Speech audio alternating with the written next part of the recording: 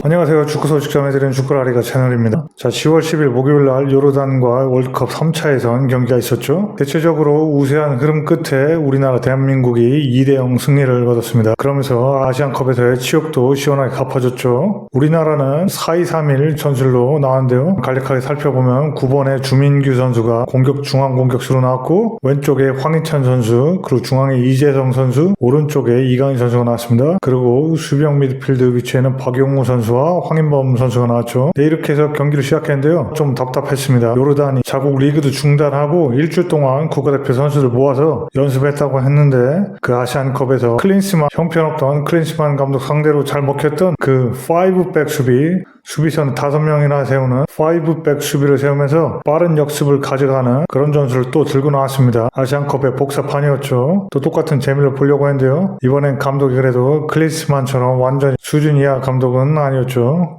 논란이 있기는 하지만요. 또한 계속해서 요르단은 5백 수비의 빠른 역습 빼고도 계속해서 좀 거칠고 더러운 반칙성 플레이를 반복했습니다. 왼쪽에 있는 황희찬 선수랑 오른쪽에 있는 이강인 선수에게 이렇게 전담 마크로 붙이면서 우리나라의 주요 선수들을 또 강력하게 압박하려는 그런 모습을 보여줬습니다. 이런 게 정상적인 압박이나 수비였으면 괜찮은데, 악질적이고 부상을 당할 수도 있는 굉장히 스터드가 들리는 태클이나 굉장히 발목이나 다리를 접으려는 그런 악질적인 태클을 계속했기 때문에 황희찬 선수가 3번이나 그런 옐로우 카드나 레드 카드를 받아도 충분할 정도의 그런 태클을 계속 반복해서 받아서 결국에는 부상으로 교체됐죠. 또한 요르단의 2번 선수 아부아시시는 이렇게 보듯이 이강인 선수를 완전히 맨투맨 수준으로 따라다니며 전담 마크를 했습니다. 마치 무슨 메시나 호날두 선수들 한 명 이렇게 전담으로 배치해서 계속 따라다니듯이 그렇게 한 거죠. 또한 더러운 반칙성 플레이는 황희찬 선수에게만 한 게 아니라 이강인 선수에게도 가해졌고, 황인범 선수에게도 살인적인 태클이 가해져서 이거는 유일하게 한 장 경고를 받았는데요. 굉장히 아이러니하지만 황인범 선수에게 한 이 악질 태클 딱 한 장만 경고를 받았습니다. 굉장히 의아하죠. 아무튼 이렇게 굉장히 답답한 전반이 흘러가다가 38분에 결국 터진 이재성 선수의 헤더골로, 그 골을 기점으로 시작해서 좀 숨통이 트이기 시작했습니다. 이강인 선수가 오른쪽 윙에서 시작했는데 오른쪽에서 살짝 빠져나오면서 미키 역할을 해주고, 그 틈을 서령우 선수가 오른쪽으로 윙처럼 파고들어서 볼을 받은 다음에 그걸 바로 크로스로 올렸죠. 그 크로스를 이재성 선수가 중앙에서 아주 영리하게, 평소에도 헤딩을 굉장히 잘하는 선수인데요, 아주 영리하게 헤딩으로 골을 넣었습니다. 그래서 1대0으로 앞서기 시작했고, 전반 38분부터 이제 요르단도 좀 마음이 급해지면서 공격적으로 나오기 시작하면서 우리에게도 숨통이 좀 트이면서 경기가 더 잘 풀리기 시작했습니다. 그래도 전반은 대체적으로 계속 답답한 흐름이 이어졌는데요. 그래서 유효 슈팅도 불과 양팀 통틀어서 단 2회 2차례밖에 없었습니다.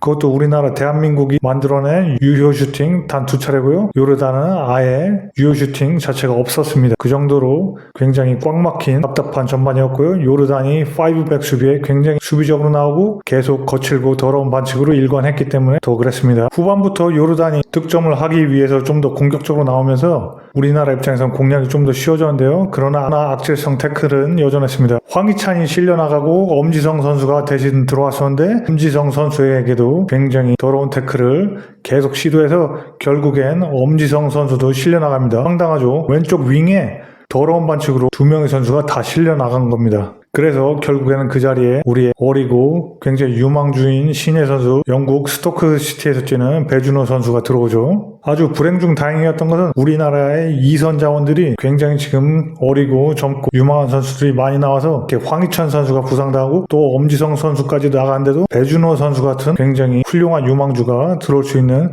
그런 2선 자원이 풍부하다는 게 굉장히 다행이었습니다. 홍명보 감독 입장에서도 굉장히 천운과도 같았죠. 그래서 배준호 선수가 이제는 황희찬 선수 나가고 엄지성 선수까지 실려 나간 다음에 배준호 선수가 왼쪽 윙으로 들어왔고, 이제 주민규 선수가 9번 위치에 있었는데 약간 활약이 미흡했습니다. 주민규 선수가 나오면서 그 자리에 오현규 선수가, 지금 벨기에에서 뛰는 오현규 선수가 들어오죠. 최근 벨기에에서 교체로 뛰면서도 계속 골을 터뜨리면서 어시스트도 기록하고 굉장히 활약이 좋은 오현규 선수의 기대가 저도 많았습니다. 이렇게 해서 후반에 좀 더 우리가 공격적으로 뛸 수 있는 모멘텀이 생겼는데요. 후반 7분에는 이렇게 보듯이 요르단이 슈팅을 한 다음에 전방 압박까지 하려는 모습을 보입니다. 전반전에선 볼 수 없던 상황이죠. 그리고 공격 시에도 이제 수비는 4백 4명을 남겨두는 이런 모습을 고수합니다. 한국이 공격력이 강하기 때문에 추가골을 또 얻어맞을까봐 두려움이 있기 때문에 그렇게 공격으로 나가도 4백은 고수한 거죠. 결국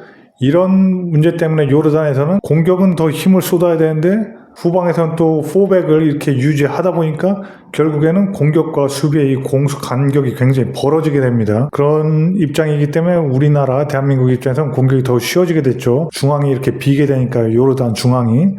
그래서 22분에 결국 오연규 선수가 벨기에에서 굉장히 좋은 모습 보여주는 오연규 선수가 결국 골을 기록합니다.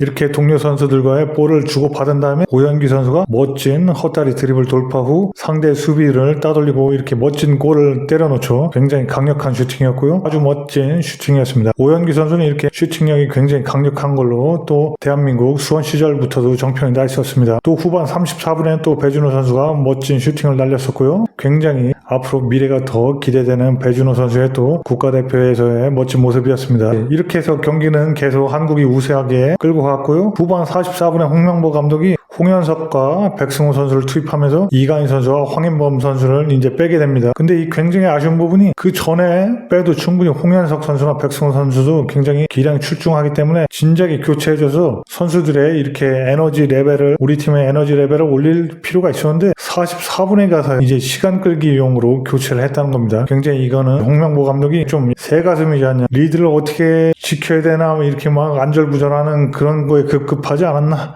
그런 모습을 보여줍니다. 훨씬 진작에 넣어줘서 이렇게 팀의 에너지 레벨을 올릴 필요가 있었습니다. 왜 그러냐면 우리나라 선수들이 굉장히 유럽도 그렇고 K리그도 그렇고 경기를 굉장히 팀에서 지친 선수도 체력적으로 부담 있는 선수도 많았고요. 이렇게 중동까지 원정을 갔으면은 체력적으로 더 문제가 있기 때문에 진작에 바꿔줘야 됩니다. 이렇게 44분에 경기 뭐 1분, 2분 더 벌어보려고 교체하는 거는 굉장히 감독 입장으로서 좀 자신감도 떨어져 보이고 선수 운영 미흡해 보이고 전체적으로 감독으로서의 그런 팀 운영이 떨어진다. 그렇게밖에 볼 수 없습니다. 앞으로는 이 점도 많이 개선돼야 될 것 같습니다. 그렇게 해서 아무튼 경기는 우리 한국의 거의 대체적으로는 우세한 경기로 일관했고 2대0으로 결국 경기가 끝나게 됩니다. 지금까지 말씀드린 이 경기 리뷰 이외에 정말 꼬집어서 얘기하고 싶은 부분이 있는데 경기력 이외에 요르단의 굉장히 안티풋볼입니다. 굉장히 90분 내내 악질적이고 비스포츠적인 반칙과 태클 그리고 체중으로 눌러서 태클만 들어오는 게 아니라 발바닥 보이는 굉장히 높은 최소 경고감의 태클들을 계속 남발하고 태클만 들어오는 게 아니라 태클이 안 걸리면 다리를 꼬아서 걸어버리는 거기서도 또 멈추지 않고 체중으로 우리 선수들의 발목이나 몸으로 이렇게 눌러버리는 그래서 관절이나 이런 데를 꺾이게 만들어서 부상을 입히려는 아주 더러운 비스포츠적인 반칙들이 굉장히 많았습니다. 이거는 평소에 우리가 보던 중동의 침대 축구라고 시간을 끌려고 누워있는 그런 축구를 비방을 많이 했었는데 이거보다도 훨씬 더럽고 악질적인 비스포츠적인 반칙들로 계속해서 90분 내내 일관했습니다.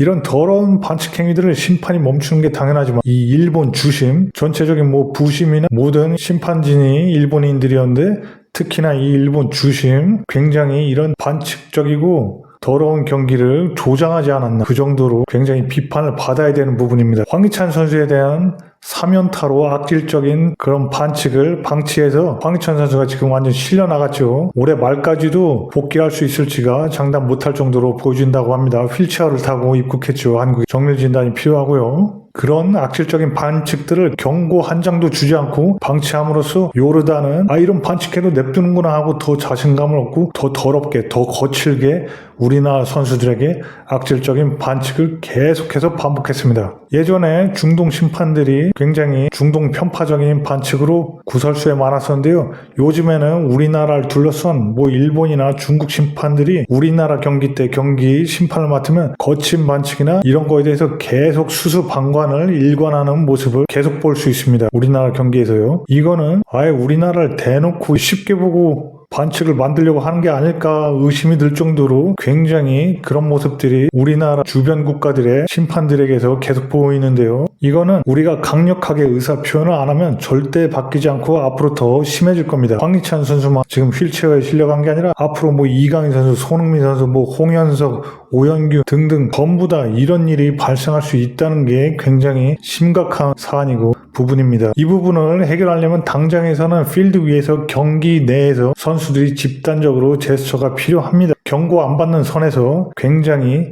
집단적으로 심판을 항의하고 이건 굉장히 거친 반칙이다. 봐라 이렇게 제스처를 강력하게 해줘야 됩니다. 동료 선수들이. 심판도 사람이기 때문에 아이 진짜 심한가? 경고를 안 주려다가도 아니면 의도적으로 뭔가 경기를 조작하려다가도 이렇게 거칠게 항의하는 거 보면 내가 경고를 줘야 되나? 이렇게 흔들리게 됩니다. 심판도 사람이기 때문에. 압박을 받아야지 멈추는 그런 부분이 분명히 있습니다. 이런 거는 명문팀, 해외 유럽 명문팀이나 유럽 대표팀들에서도 선수들에게서 굉장히 흔히 보이는 모습, 동료들을 스스로 보호해 주는 거죠. 그리고 감독도 경기장 바깥에 있지만 바로 옆에 부심이 있습니다. 부심에게 강력하게 항의하고 어필을 해야 됩니다. 그러면 그게 부심이 듣고 또 주심에게 또 전달이 됩니다. 이런 부분이 굉장히 필요하고요. 또한 경기 직후에도 AFC, 아시아 축구 연맹하고 FIFA, 세계 축구 협회 판정 항의 이 제기를 반드시 해야 됩니다. 서면으로 작성해서 제출해서 기록을 남겨야 됩니다. 그 기록들이 계속 남겨야지 우리가 나중에도 또 봐라 이런 건도 있었고 이런 건도 있었고 이런 건도 있었다. 계속 우리에게 편파적인 이런 부분들이 있다. 항의할 수 있는 자료가 증거가 나중에 되는 겁니다. 또한 경기 후에 감독 인터뷰에서도 우리나라 기자들이 상대편 감독과 우리 편 감독에게 심판에 대해서 그리고 반칙에 대해서 그리고 판정의 문제에 대해서 계속 관련 질문들을 해줘야 됩니다. 그래야지 기자들이 이렇게 계속 한국 기자들이 이렇게 생각하는구나. 그리고 한국 감독도 이렇게 얘기하는구나. 그거를 상대편 감독이나 또 미디어를 타고 다른 나라들에도 다 전파가 되고 기록도 또 남게 되는 겁니다. 그런 분위기 조성이 필요한데 현지에 취재 갔던 이번에 기자들이 그런 질문들도 안 했고 감독 자체도 부상이 고심스럽다, 걱정이 된다 그런 얘기만 했지 판정이나 반칙에 대해서는 더러운 태클이나 그런 부분에 대해서는 일절 얘기를 안 했습니다. 이게 굉장히 답답한 부분인데요. 다시 한번 요점들을 정리하자면 첫 번째로 경기장 내에서 실시간으로 감독과 선수가 제스처를 크게 하고 항의를 하고 굉장히 부당하다, 이게 굉장히 더러운 태클이었다 이렇게 굉장히 표현을 해줘야 됩니다. 경고에 주의하면서 경고를 안 받을 선까지만요. 두 번째로는 경기 직후에 AFC나 FIFA의 판정에 이의 제기와 항의를 해서 증거 자료를 만들고 기록을 만들고 보존을 해야 됩니다. 또한 그 반칙 상황에 대한 영상 자료도 만들어서 우리가 보관해두고 차후를 위해서 또 대비해놔야겠죠. 세 번째로는 경기 후에 기자회견 등에서 현지에 간 기자들이 우리나라 감독과 같이 협력적으로 반칙이나 심판에 대한 판정 관련 질문으로 그렇게 분위기를 조성하고 기록으로 또 남겨야 됩니다. 그런 부분들이 다 영향이 나중에 가는 겁니다. 그 마지막 네 번째로는 다른 A매치가 또 열리기 직전에 또 상대팀 감독 관련해서 언론과 인터뷰를 또 하게 되는데요. 이 부분에서 여러 반칙이나 판정 이런 부분들에 대해서 또 심판에서 기자들이 또 언급해주고 우리나라 감독도 답변성으로 이렇게 또 언급을 해줄 필요가 있습니다. 최소 이 정도를 몇 년 동안 계속 지속하고 해야지 어느 정도 이런 우리나라에 대한 반칙성 행위들이나 또 심판 문제들이나 이런 판정에 대한 불합리함들이 다소나마 줄어들 겁니다. 이 부분에서는 선수, 감독, 기자, 협회 모두가 같이 동참해서 일심으로 협력해야 되는 게 필수적이고 다른 나라들은 이런 부분들을 다 하고 있습니다. 우리나라 주변에 주변국 일본이나 중국이든 중동이든 당연히 유럽에 있는 축구 선진국들은 당연히 더 하고 있고요. 다른 나라들은 다 하는 부분입니다. 이런 부분들이 최소한도로 필요한 부분이고요. 협회가 정상화가 지금 되는 게 굉장히 중요하지만 이런 부분은 정상화, 비정상화 관계없이 계속 꾸준히 진행되고 지속돼야 되는 부분입니다. 또한 단기간에 해결될 부분도 아닙니다. 하지만 몇 년 동안, 최소한 몇 년 동안 이런 식으로 계속 지속을 해야지 우리에게 이런 부당한 편파적인 그리고 더러운 반칙이나 심판 판정에 대해서 문제들이 다소나마 줄어들 거다. 이게 현실이고 우리가 나아갈 방향이 이렇다 봅니다. 우리 국가대표팀은 또 15일날 이라크와 용인 미르 경기장에서 또 월드컵 3차 예선 경기가 있죠. 또 이 경기가 굉장히 중요하고요. 이 경기에서는 더 이상의 부상이 절대 없기를 빕니다. 아무리 우리나라가 이선이 지금 굉장히 풍부하고 젊고 좋은 재능들이 많이 나와도 한계가 있습니다. 이렇게 한 경기에 엄지성, 황희찬 이런 좋은 선수들을 다 잃어버리는 상황을 또다시 맞이할 수는 없습니다. 오늘 우리 축구라리가 요르단전 월드컵 예선에 대한 리뷰와 더불어서 이 심판 판정 문제, 계속해서 반복되는 문제, 그리고 비신사적이고 비스포츠적인 더러운 이런 반칙성, 이런 반칙, 태클들, 심판과 연계된 이런 판정들, 경고조차 주어지지 않는 이런 행위들 어떻게 개선하고 우리가 대응해야 되는지 알아봤습니다. 축구라리가 채널은 오늘은 이 정도에서 마치겠고요. 또 이라크전 관련된 영상으로 찾아뵙겠습니다. 오늘 이야기가 재밌었다면 구독, 좋아요, 공유 부탁드리고요. 특히 구독이요. 저희는 곧 또 재밌고 알찬 소식 가지고 금방 찾아오겠습니다. 그러면 모두 안녕. Hasta luego.